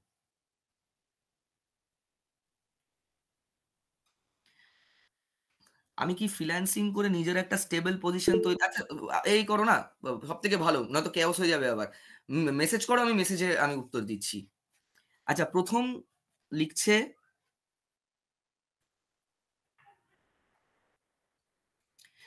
ওয়েব ডেভেলপমেন্ট, এক সেকেন্ড, অনেক দূর চলে গেল। সৌম্যদীপ ব্যানার্জি, স্যার আমার কোয়েশ্চেন গুলো হলো, আমি চাকরি করতে এখন আর খুব একটা চাই না, আমি ফ্রিল্যান্সিং করতে চাই, আমার স্কোপ কতটা? Very good question. তুমি ওয়েব ডেভেলপমেন্ট শিখছো, ঠিক আছে, তুমি ওয়েব ডেভেলপমেন্ট পুরো শিখে নিলে, তোমার কিছু প্রজেক্ট তৈরি করা থাকলো, শুধু কোর্স করে কোনোদিন হয় না, ইন্টার্নশিপ এখন সেটারও ব্যবস্থা হয়ে গেছে, ইন্টার্নশিপ করানো হচ্ছে। ইন্টার্নশিপ করে তুমি রিয়েল টাইম কিছু প্রজেক্ট করলে, তুমি একটা পোর্টফোলিও বানালে। ফেসবুক করো তো, ইনস্টাগ্রাম করো তো, সব জানাও, ইনস্টাগ্রাম করো তো, ইউটিউব চ্যানেল আছে, ইউটিউব করো তো, লিখতে থাকো। এবার তোমরা কেউ বলতে পারো যে স্যার আপনার তো ফেসবুকে 14,000 ফলোয়ার, আমার তো নেই। 14,000 ফলোয়ার তো একদিনে এমনি এমনি তৈরি হয়নি, সারাদিন কন্টেন্ট দিয়ে গেছে। এবার বলতে পারে স্যার আপনি লেখালেখি করতেন, এখন যদি আমি একটা কবিতা লিখি ফেসবুকে 5টা লাইক পড়ে, তার কারণ আমাকে আর কেউ কবি, লেখক বা স্ট্যান্ড আপ কমেডিয়ান হিসেবে চেনে না, আমাকে এখন বিদ্যাস্তুর ফাউন্ডার হিসেবে চেনে, একজন টিচার হিসেবে চেনে। আমি গত 2 বছর এটা তৈরি করেছি, তুমিও 2 বছরে তৈরি করো, তুমি বারবার দিতে থাকো, বিভিন্নভাবে আমাকে ফলো করো। আমি একদমই, আমার কোনো অসুবিধা নেই আমার কোনো কম্পিটিটর তৈরি হলে, সবাই মিলে একসঙ্গে এগোবো। এবং তুমি যদি একটা নতুন কোম্পানিও তৈরি করো এডটেক, আমি তো বলতে পারবো ও বিদ্যাস্তু স্টুডেন্ট ছিল, সেটা আমার ব্র্যান্ডিং হবে। তুমি যদি একটা বড় জায়গায় পৌঁছাও, আমি বলবো বিদ্যাস্তু থেকে পড়ে ওই জায়গায় পৌঁছেছে, আমার কথা শুনে ওই জায়গায় পৌঁছেছে, আমার থেকে মোটিভেটেড হয়ে ওই জায়গায় পৌঁছেছে। তুমি যদি পৌঁছতে পারো, তাহলে আমার ব্র্যান্ডিং হবে। ব্যবসা, আমার কম্পিটিটর তৈরি হওয়া মানে কিন্তু আমি ডাউন হচ্ছি না, একসঙ্গে এগোচ্ছি, আমরা সবাই একসঙ্গে এগোবো, এই মেন্টালিটিটা আনতে হবে। তুমি লেখো যে আমি ওয়েব ডেভেলপমেন্ট করি, সিসিপাস ইনফোটেক করে, তো আমারই কোম্পানি। তুমি বলো সিসিপাস ইনফোটেক 10,000-এ করে, আমি 8,000-এ করে দেবো। আমি বলবো আমি করবো না 8,000-এ, কিন্তু যার 8,000-এ করার কথা, 8,000-এ যে করাতে পারে, সে তোমার কাছেই যাবে, আমার কাছে আসবে না, কারণ তার বাজেট নেই। এবং আমার যে টিম আছে, ওটা তো সেই টিম তোমার কাছে এখনো তৈরি হয়নি। তোমার যে মুহূর্তে টিম তৈরি হয়ে যাবে, তুমিও আর 8,000-এ করাবে না। আমি প্রথম যখন যে টাকায় 500 টাকা দিয়ে পড়ানো শুরু করেছিলাম, এখন 6,600 টাকায় পড়াই। দেখো কি 150 টাকাও পাইথন শেখাচ্ছে আমার এই স্টুডেন্ট, 150 টাকায় পাইথন শেখাচ্ছে, আমার তার সঙ্গে কোনো রকম নেই। ও 150 টাকায় শেখাচ্ছে, যে 150 টাকায় শেখার যার ক্ষমতা, সে ওর কাছে যাবে। কিন্তু যে 6,600 টাকায় শেখার ক্ষমতা আছে যার, সে আমার কাছে আসবে, কারণ জানে আজকে আমি 2 বছর জার্নিতে যে জিনিস শিখেছি, সেই যে এক্সপিরিয়েন্সটা আমার আছে, বা যে আমি টিম তৈরি করেছি, সেই টিম যে তোমাকে ফেসিলিটি দিতে পারবে, ও 150 টাকা দিতে পারবে না, কারণ যখনও দিতে পারবে তখনও 150 টাকায় পড়াতে পারবে না। তো তুমিও তৈরি করো, দেখবে তুমিও পাবে। প্রথম শূন্য থেকেই শুরু করতে হয়, সবকিছু শূন্য থেকে শুরু করতে হয়। আমি 500 থেকে 6,600-তে পৌঁছতে আমার 3 বছর সময় লেগেছে। যে ছেলেটার কথা বলছি, ওরও 150 থেকে 6,000-এ পৌঁছতে 3 বছর সময় লাগবে। ব্যাপারটা সময়, ব্যাপারটা পরিশ্রমের, ব্যাপারটা সিরিয়াস থাকার। তুমি যদি সিরিয়াস থাকো, তুমি যদি ফোকাস থাকো, তুমি ফ্রিল্যান্সার বলো, চাকরি বলো, সবকিছুতে একটা জিনিস মাথায় রাখতে হবে, আমাকে সিরিয়াস থাকতে হবে। আবার সেই 12th ফেলের কথাই বলছি, ও সিরিয়াস ছিল, ও আইপিএস নিয়ে সিরিয়াস ছিল। তোমাকে আইপিএস হতে হচ্ছে না, তোমাকে জাস্ট তুমি যেটুকু নলেজ গ্যাদার করছো, তোমার যেখানে ইন্টারেস্ট আছে। সবাই সরকারি চাকরি পায় না, 2,30,000 জন পায়, বাকি 1,69,970 জনকে, কি 70 জন কি মানে ভেসে যাবে? তাদের কি হবে? তাদের একটু সিরিয়াস থাকতে হবে, তাদের মোটিভেটেড থাকতে হবে, যে আমি পারবো না আইপিএস হতে, আমার দরকার নেই আইপিএস হওয়ার। এবং আমি আজকে দাঁড়িয়ে বলছি আমার একজন আইপিএস অফিসারের থেকে বেশি ইনকাম। আমি 3 বছর ফোকাস ছিলাম আমি কি করব সেটাতে। তাই গভর্নমেন্ট জব, গভর্নমেন্ট সার্ভিস একমাত্র উপায় নয়। এই যে 1,99,930টা স্টুডেন্ট, এদের মধ্যে অধিকাংশ এসে বলে দাদা 7 বছর ধরে গভর্নমেন্ট সার্ভিসের জন্য চেষ্টা করছি, আমার এতটা এজ গ্যাপ হয়ে গেছে, আমি কি করব? আমি বলি কিছু কোর্স তারা করতে পারে না, কারণ ওই এজ গ্যাপটা হলে তারা নেবে না। এই অনুদীপ ফাউন্ডেশনের যেটা কোর্সটা হচ্ছে, 26 বছর বয়স পেরিয়ে গেছে বলে অধিকাংশ লোকই পারলো না অ্যাটেন্ড করতে। তার কারণ এই যে গভর্নমেন্ট সার্ভিসের একটা, মানে বিশেষ করে বাঙালিদের মধ্যে, বাঙালি কারণ পুরো ইন্ডিয়ানদের মধ্যে একটা অদ্ভুত একটা, কি বলবো, একটা গ্লোরিফিকেশন হয়ে রয়েছে, যে সরকারি চাকরি না করলে আমাকে কেউ বিয়ে করবে না। সব থেকে মিম বেরোয়, রোজ মিম বেরোয়। আরে ভাই, সরকারি চাকরি করে রোজগার হয় খালি? লাস্ট আমাদের একজন চাকরি পেলো ডেটা সায়েন্সের, ওর ইয়ারলি প্যাকেজ হচ্ছে 22 লাখ। 22 লাখ। কোন গভর্নমেন্ট সার্ভিস, মানে যারা এই পরীক্ষাগুলো দিয়ে পাচ্ছে 22 লাখ টাকা একবারে প্যাকেজ পায়? এই এবং সিকিউরিটি লোকে কিভাবে প্রাইভেট জবে তো সিকিউরিটি নেই, গভর্নমেন্ট জবে তো সিকিউরিটি আছে, কোনো জবে সিকিউরিটি নেই। জবে সিকিউরিটি বলে কিছু হয় না। লোকে ভাবে ব্যবসা রিস্ক, ইভেন জবে সিকিউরিটি রয়েছে। আমি যদি আজকে অসুস্থ হই, আমি যদি আগামী 4 মাস বেড রিডেন থাকি, কোনো কাজ করতে না পারি, বিদ্যাস্তু বন্ধ হবে? বিদ্যাস্তুর কিছু এসে যাবে? কারণ ব্যাপারটা আমি অটোমেশনে পাঠিয়ে দিয়েছি। ঠিক আমার একটা টিম আছে, তারা কাজ করে নেবে। তাহলে সিকিউর কে? আজকে একটা প্রাইভেট চাকরি হোক, গভর্নমেন্ট চাকরি হোক, 4 মাস কাজ না করলে তার ইনকাম ঢুকবে? চাকরিটা হয়তো যাবে না, প্রাইভেটে চাকরিটা চলে যাবে, গভর্নমেন্টে তো চাকরিটা যাবে না, কিন্তু আনপেড থাকবে। আমার আত্মীয়ের সাথে হয়েছে। আমি কিন্তু আমি কিন্তু আনপেড থাকবো না। আমি যা রোজগার করতাম, হয়তো আমার বিজনেস ডেভেলপ করতে পারছি না বলে হয়তো একটু কম আসবে। তাহলে ব্যবসায় রিস্ক নেই, চাকরিতে রিস্ক আছে। ব্যবসা কি হতে পারে? কোনো একটা টাইমে বন্ধ হয়ে যেতে পারে, যদি আমার সেই দম থাকে। কি বলে, 12th ফেলের কথাই বলি, রিস্টার্ট। আমি আবার রিস্টার্ট করব। তাহলে আলটিমেট কার কার ওপর জীবনটা নির্ভর করে আছে, কার ওপর পুরো ব্যাপারটা, তার জীবনটা সে কিভাবে বাঁচছে, কার ওপর নির্ভর করে আছে? তোমার ওপর করে আছে। সন্দীপ মাহেশ্বরী বলেছিল, কে তোমার হাত ধরলে তুমি জীবনে অনেক দূর যেতে পারবে? আয়নার দিকে তাকাও, পুরোটা তোমার উপর। তুমি সিরিয়াস থাকবে, তাহলে তুমি করতে পারবে, তাহলে তোমার কাজটা হবে। নইলে চাকরি বলো, ব্যবসা বলো, যা খুশি বলো, শেখা বলো, কিচ্ছুতে হবে না। It totally depends on you. কোনো ওই দেখাচ্ছে না প্রেমিকা পাশে ছিল বলে, হ্যাঁ একজনকে লাগে পাশে। এখনো আমার ওয়াইফ রয়েছে আমার পাশে। তোমরা দেখতেই পাও তোমাদের সঙ্গে যে কমিউনিকেশনটা করে, সেটা মলিদি করে, তোমাদের মলিদি করে, ও ব্যাপারটা করছে। কিন্তু আলটিমেটলি তুমি যদি কিছু না করো, কোনো শ্রদ্ধা বা কেউ তোমার পার্টনার এসে তোমার জন্য কিছু করতে পারবে না। It totally depends on you. তুমি সিরিয়াস থাকো। এবং আমি দেখেছি বিদ্যাস্তুর 80% স্টুডেন্ট, বিদ্যাস্তুর প্লেসমেন্ট যারা আসছে ভ্যাকেন্সির উপর ডিপেন্ড করে থাকে না, ঠিক কোনো কিছু না কিছু করে চাকরি পেয়ে যায়। আমি জানতে পারি না সেইগুলো। আমরা যে অ্যাডভার্টাইজমেন্ট গুলো দিই, এই চাকরি পেয়েছে, ও চাকরি পেয়েছে, সেগুলো আমাদের প্লেসমেন্ট থেকে আসছে। এর বাইরে যারা চাকরি পেয়ে গেছে, তারা পেয়ে গেছে, চলে গেছে। কেউ কেউ বলেছে, অধিকাংশই বলেনি। তাই তোমাকে সিরিয়াস থাকতে হবে, একটু জাস্ট নিজে সিরিয়াস থাকো। আচ্ছা, নেক্সট প্রশ্নতে আসি।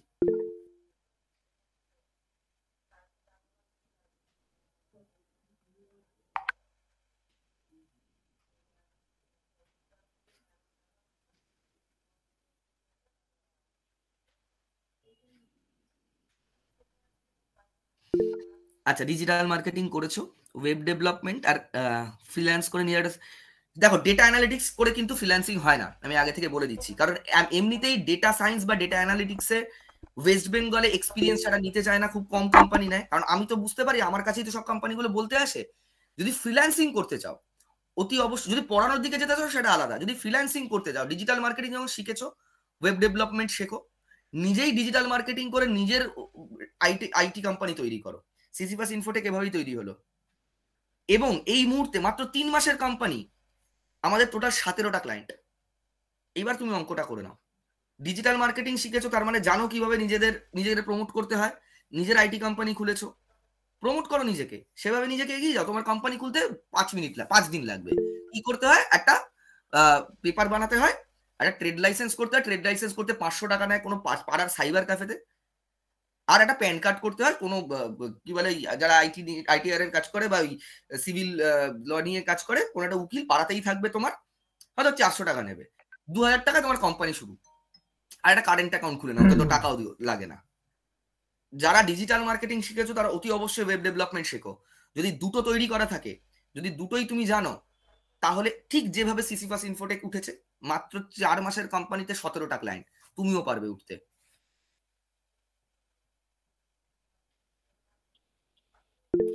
তুষার দে স্যার দারুণ পড়ান, হ্যাঁ জানি তো। তুষার আসবে এই উইকেই। তুষার দে সম্পর্কে জাস্ট দুটো কথা বলে দিই, বাকিটা তুষারের থেকেই তোমরা সবাই শুনে রেখো। তুষার মে মাস নাগাদ, ঠিক তোমরা যেরকম কোর্সে জয়েন করো সেভাবে জয়েন করেছিল একজন স্টুডেন্ট হিসেবে। তুষার কোর্স করাকালীন, আফটার 3 or 4 মান্থস, আমি দেখলাম যদি ফরিদ স্যার আনঅ্যাভেলেবেল থাকে চ্যাটে, তুষার পড়ায়, তুষার ক্লাস নিচ্ছে।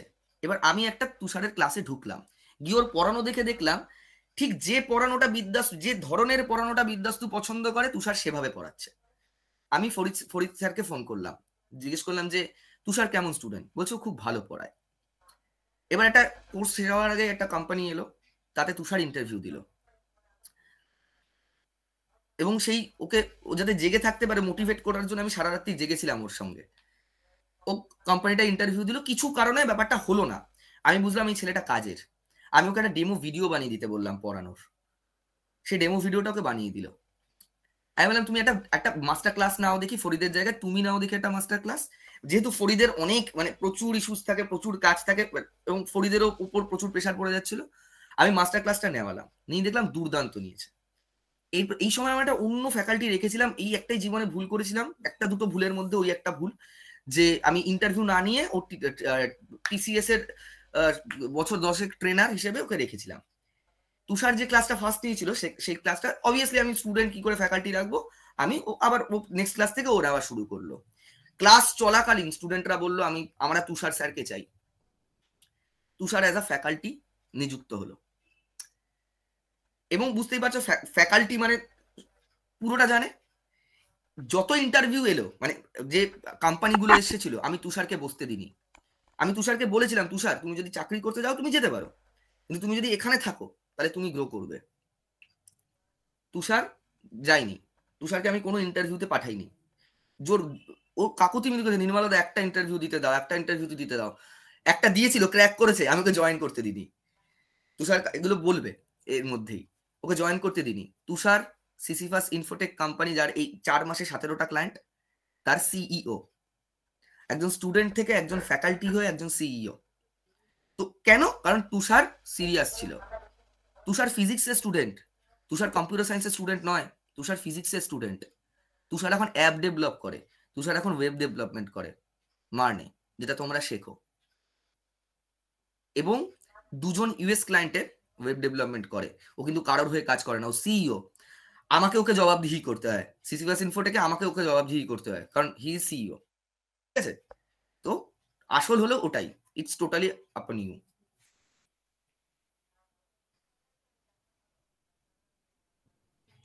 ইংলিশ ভালোভাবে না জানলে ডিজিটাল মার্কেটিং শিখে কাজ পাওয়া যাবে?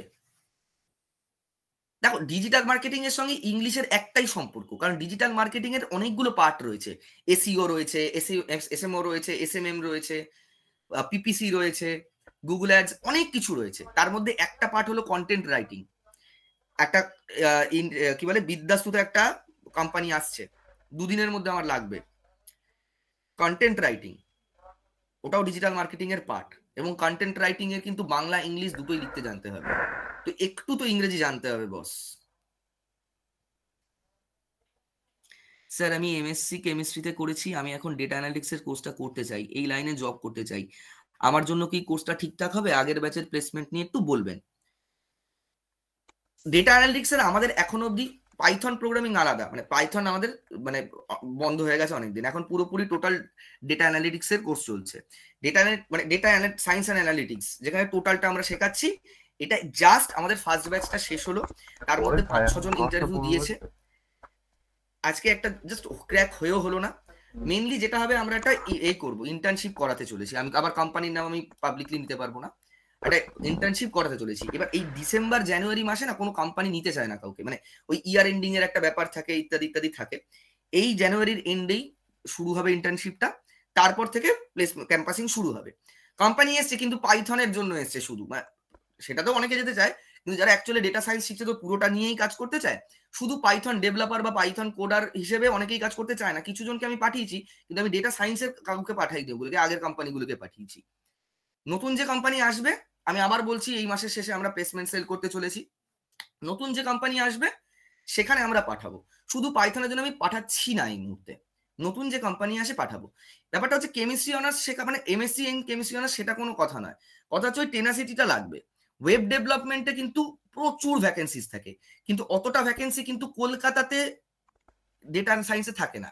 যদি একদম মোটিভেটেড থাকো যে আমি ডেটা সায়েন্টিস্টই হব বা ডেটা অ্যানালিস্টই হব, তাহলে এই কোর্সে ঢুকো। বারবার আমি বলে দিই, যদি চাও আমার একটা চাকরি দরকার, আমার ইমিডিয়েটলি একটা চাকরি দরকার, বা ইমিডিয়েটলি আমি কি বলে একটা মানে তৈরি করতে চাই, কেরিয়ার তৈরি করতে চাইছি যে কোনো ফিল্ডেও, তাহলে ওয়েব ডেভেলপমেন্ট শেখো, তার ডিজিটাল মার্কেটিং শেখো, এগুলোতে প্রচুর আমাদের কাছে ভ্যাকেন্সি আসতে থাকে, যত ভ্যাকেন্সি আসে অত লোক দিতে পারি না।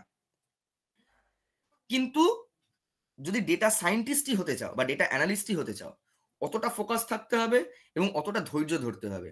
খুব সহজে কিন্তু ডেটা সায়েন্সের আমাদের কাছে ভ্যাকেন্সি আসে না। এইটা ভেবে অ্যাডমিশন নিও। যদি এখানে ফোকাস থাকো তাহলে এবার কি তাই বলে কি চাকরি পাবে না? তাহলে প্রতি মাসে এতগুলো করে স্টুডেন্ট ভর্তি হচ্ছে কেন? তার কারণ তারা ফোকাস ছিল। ওই ফোকাসটা যদি থাকতে পাও তাহলে যাও। এরকম আছে মাইক্রোবায়োলজি অনার্স থেকে সুদেশনা মুখার্জি 4টে চাকরি পরপর পেয়েছিল। কিন্তু ও আমাকে সারাদিন পাগল করে দিত, কারণ তখন আমি ওর ফ্যাকাল্টি ছিলাম। তো ও যখনই অসুবিধা হতো তখনই এসে আমাকে পিং করতো। তো ওই সিরিয়াসনেসটা যদি থাকে তাহলে ডেটা অ্যানালিস্টে যাও, ওই ধৈর্যটা যদি থাকে তাহলে যাও। ধরে যদি ইনকাম করাটা মানে রোজগার করাটা বা কেরিয়ার করাটা বা ফ্রিল্যান্সিং করাটা মেন হয়, তাহলে ওয়েব ডেভেলপমেন্ট শেখো বা ডিজিটাল মার্কেটিং শেখো। এইবার এটা তোমার উপর। পাওয়ার বিআই ডেভেলপার, পাওয়ার বিআই তো ফ্রেমওয়ার্ক, পাওয়ার বিআই তে লাগে না। ডেটা সায়েন্সের যে আমাদের কোর্সটা তাতে কি কি আছে, পাইথন রয়েছে, এসকিউএল রয়েছে, পাওয়ার বিআই রয়েছে, ট্যাবলু রয়েছে, অ্যাডভান্স এক্সেল রয়েছে। পাওয়ার বিআই ডেভেলপমেন্ট হতে কোডিং লাগে না যতদূর আমি জানি। আমি জানি না পাওয়ার বিআই, ওটা সায়ন স্যার পড়ায়। আমি আর্টস নিয়ে পড়াশুনো করেছি। আমি কি জাভা পাইথন নিয়ে এগোতে পারবো ভবিষ্যতে? আমি যদি যদি করি আপনার কোর্সটা, আমার ভবিষ্যতে জবের ক্ষেত্রে কেমন স্কোপ থাকবে? কোনো প্রবলেম হবে না তো? আর্টস নিয়ে পড়লে don't never go for data science and analytics. কারণ তোমরা কোনোদিন তুমি তোমার 11-12 সায়েন্সের এক্সপিরিয়েন্স নেই, মানে অ্যাডভান্স সায়েন্সের এক্সপিরিয়েন্স নেই, শিখতে অসুবিধা হয়ে যাবে, কোর্স মাঝপথে ছেড়ে দেবে। এবার যাদের পুরো ন্যাক থাকে তাদের কথা আলাদা, এরকম নয় যে আর্টস নিয়ে পড়লে চান্সই পাবে না। কিন্তু কেন বেকার টাকাটা নষ্ট করবে যদি না বুঝতে পারো? তার থেকে ওয়েব ডেভেলপমেন্ট শেখো। ওয়েব ডেভেলপমেন্ট ফ্রন্ট এন্ডে লোকে আর্টস এর স্টুডেন্টদের করে মানে প্রেফার করে, তার কারণ সায়েন্সের আমাদের স্টুডেন্ট আমরা খুব কাঠখোট্টা হয়, তো অত ডিজাইন সম্পর্কে অতটা সেন্স থাকে না, আর্টস এর স্টুডেন্টদের থাকে। ব্যাক এন্ডটা একটু সমস্যা হতে পারে, খালি ফ্রন্ট এন্ড ডেভেলপারের জন্য পাগল হয়ে যাচ্ছে লোকে। একটা ফ্রন্ট এন্ড ডেভেলপার পাওয়া যায় না, একটা ডিজাইনার পাওয়া যায় না। তো আর ডিজিটাল মার্কেটিং তো যে কেউ শিখতে পারে, কোনো অসুবিধাই নেই, ওর সঙ্গে সায়েন্সের কোনো সম্পর্কই নেই। পুরোটাই স্ট্র্যাটেজি মেকিং এবং কিছু টুলস ইউজ। যদি ফেসবুক ইউজ করতে পারো তাহলে তুমি ডিজিটাল মার্কেটিংও শিখতে পারবে। কিন্তু নেভার গো ফর, আমি কোনোদিন প্রেফার করবো না, তোমার ন্যাক থাকলে তুমি ওটা নিজের ভরসায় যাও।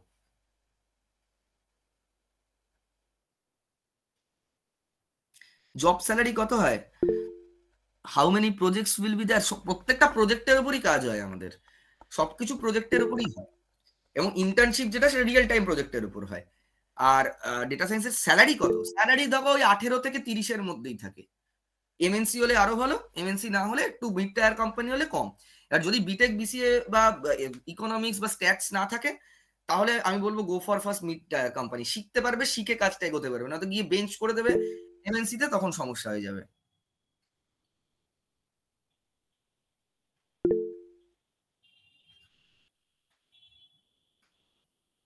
এক্সপিরিয়েন্স যারা নেয় না না, ফ্রেশার্সদের মানে ভ্যাকেন্সি কম থাকে।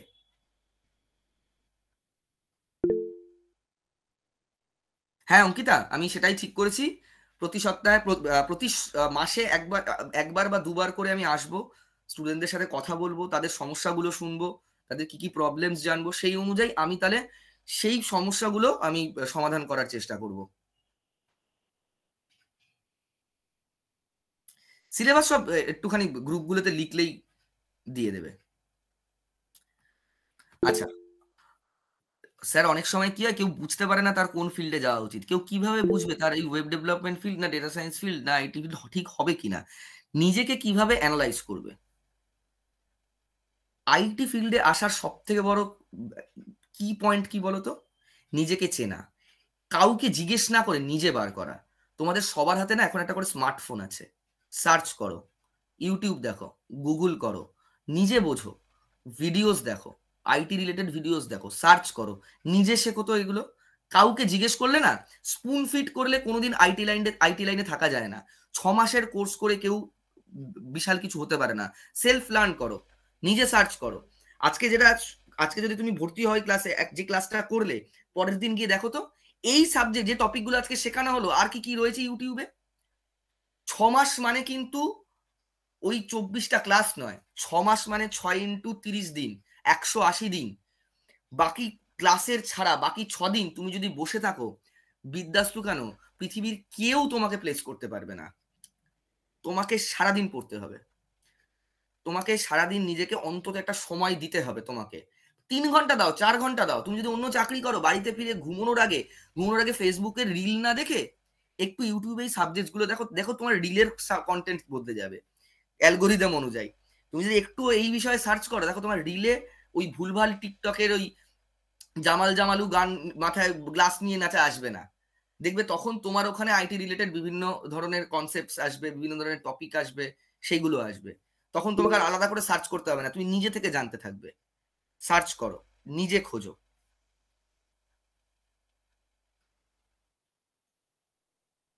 অবশ্যই ফিনান্স ডিপার্টমেন্ট থেকেই তো লোকে সব থেকে বেশি কাজে লাগবে।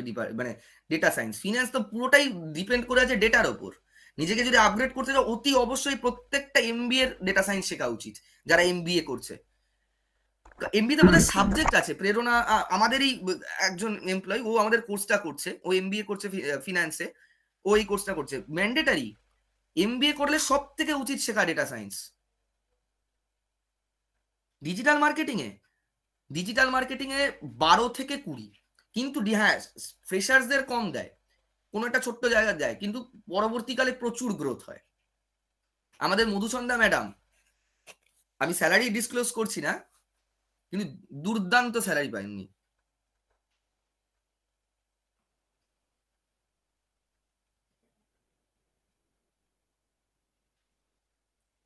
বাহ, শিবাদি তো দারুণ তো। BSc computer science 2021, performance performance marketing analyst, দারুণ দারুণ। ওয়েব ডেভেলপমেন্টে 15 থেকে শুরু হয় স্যালারি ফ্রেশার্সদের। ফুল স্ট্যাকে ভর্তি হবো, কেরিয়ার পাথ ওই যে বললাম, শেখো। শেখো আগে, নিজের পোর্টফোলিও তৈরি করো। আমাদের কাছে তো ভ্যাকেন্সি আসতে থাকে, কোথাও না আসলে আমাদের সিসি বাসে প্রচুর স্টুডেন্ট লাগে, মানে প্রচুর এমপ্লয়। আস্তে আস্তে যা এগোচ্ছে, 17 থেকে ব্যাপারটা 27 হয়ে গেলে আমাদেরই লাগবে। আমরা আমাদের এখান থেকেই নিয়ে নেবো, ফার্স্টে ইন্টার্নশিপ করাবো, তারপর ওখান থেকেই যারা ভালো রেজাল্ট করবে তাদেরকে অ্যাবজর্ব করে নেবো। আর যদি নিজেরা করতে চাও ফ্রিল্যান্সিং, যেটা বললাম, যেভাবে সিসিফাস তৈরি হয়েছে, বারবার বলো, লোকজনকে জানাও যে তুমি ওয়েবসাইট তৈরি করো। একটা প্রজেক্ট খালি একটা ক্লায়েন্ট পেতে হয়, একটা ক্লায়েন্ট পেলে সেই একটা ক্লায়েন্টকে যদি তুমি ভালো করে সার্ভ করতে দাও, তোমাকে আর পিছনে ফিরে তাকাতে হবে না। এবার তুমি চাকরি করবে কি ব্যবসা করবে, তোমার ব্যাপার।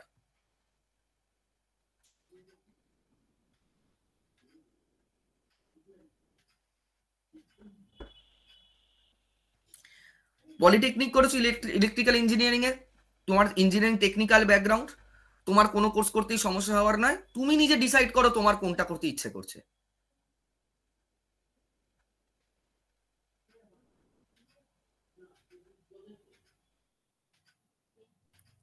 আইটি সেক্টর সবার জন্য নয়, এখানে কাজ করতে হয়, এখানে সবসময় ডেভেলপ, আপডেটেড থাকতে হয়, নিজেকে আপগ্রেড করতে হয়। ভালো না বাসলে আইটি সেক্টরে থাকা যায় না, ভালোবাসতে হবে। তুমি ভালোবাসো কিনা দেখো। কাজ ভালো না বেসে কাজ করা হলো নরক যন্ত্রণা। আমি ভালোবাসি কাজটা করতে। কটা বাজে এখন? 10টা 22। আমি শুরু করেছি কটায়? 9টা 10-এ। আজকে তো এটা তো রাত্রিবেলা, আমার তো কালকে সকালে আবার অফিস যেতে হবে। আমার ভালো লাগছে তোমাদের সাথে কথা বলতে। যে কোনো কাজ ভালোবেসে যদি না করো, তোমার জীবন শেষ। নরক যন্ত্রণা মানুষ তখনই পায় যখন সে একটা কাজ ভালো না বেসে করে। লাভ ইওর ওয়ার্ক। যদি সেই কাজ ভালো না বাসো, সে কাজ করতে যেও না। রোহন কি জিজ্ঞেস করেছিলে গো? মিস আউট করে দিলাম নাকি? হ্যাঁ, বললাম যে তুমি তুমি নিজে ঠিক করো। অনলি এসএমএম জব, হ্যাঁ হ্যাঁ হ্যাঁ, হয়তো। আচ্ছা, শিল্পা কি বলছে, সেক্ষেত্রে স্যার আমি কি প্লেসমেন্ট সাপোর্ট কেমন পাবো? এমবিএ করতে করতে কি ডেটা অ্যানালিস্টে কিছু জব পাওয়া যেতে পারে? এরাও কিছু জব পাওয়া যেতে পারে, এই কথাটা না বলো না। কিছু জব পাওয়া, এটা খুব একটা অপমান করা। কিছু জব নয়, জব ইজ জব। একটা কাজ মানে সেটা কাজ। আমি কোনো কাজ যদি আমি সেটাকে ভক্তিভাবে না করি, সেটাকে শ্রদ্ধা দিয়ে না করি, সেটাকে ভালোবেসে না করি, সেই কাজটা হবে না। তুমি ডেটা সায়েন্স কোর্স করছো, তোমার যে আসবে ভ্যাকেন্সি আসবে, তাতে তুমি দাও, দিয়ে ক্র্যাক করো। কিছু জব পাওয়া যেতে পারে, এরকম ভাবে কাউকে কোনোদিন কোনো কাজকে ডিসরেসপেক্ট করবে না। কিছু জব হয় না, জব মানে জব।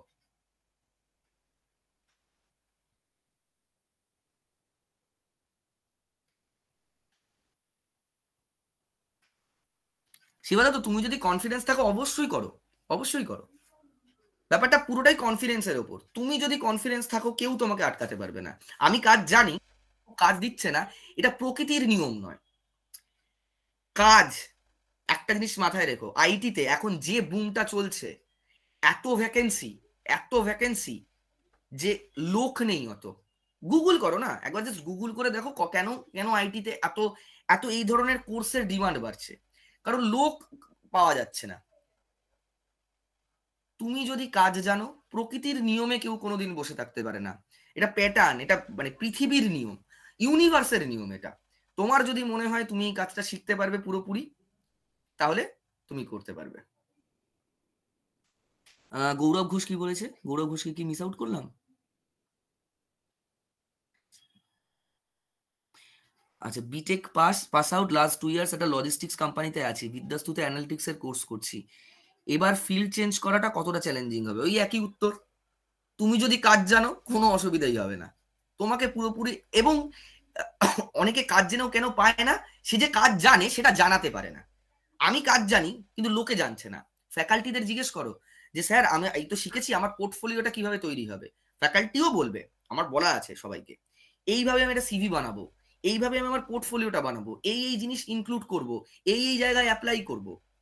তাহলে গিয়ে লোকে জানতে পারবে সব। এবং আরেকটা জিনিস সব থেকে বেশি বলে রাখি, লিঙ্কডইন প্রোফাইল সবাই কিন্তু একদম নিজেদের তৈরি করো, একদম প্রপার প্রফেশনাল লিঙ্কডইন প্রোফাইল।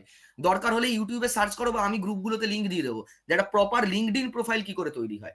একটা প্রপার নিজেদের লিঙ্কডইন প্রোফাইল তৈরি করবে। লিঙ্কডইন থেকে কিন্তু সব থেকে বেশি জব পায়। এবং হায়ার অ্যাক্ট অ্যাপটা দুর্দান্ত অ্যাপ, হায়ার অ্যাক্ট। আমি একটু চ্যাটে লিখে দিচ্ছি, হ্যাঁ।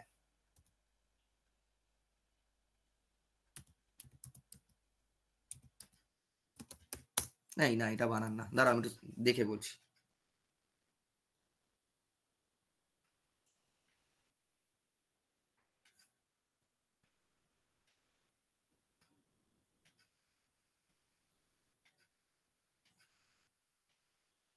এই যে HIRECT।